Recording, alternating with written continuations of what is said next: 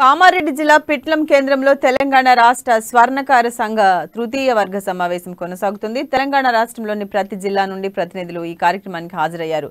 రాజ్యాధికార దిశగా అడుగులు వేయాలని రాష్ట్ర నాయకులు దిశానిర్దేశం చేశారు. శ్రీకాంతాచారి బలిదానంతోనే తెలంగాణ సాధించుకున్నామన్నారు. హక్కుల సాధన కొరకు ఎడతెరిపి లేకుండా కోట్లాడతామని స్వర్ణకార సంఘం నాయకులు స్పష్టం చేశారు.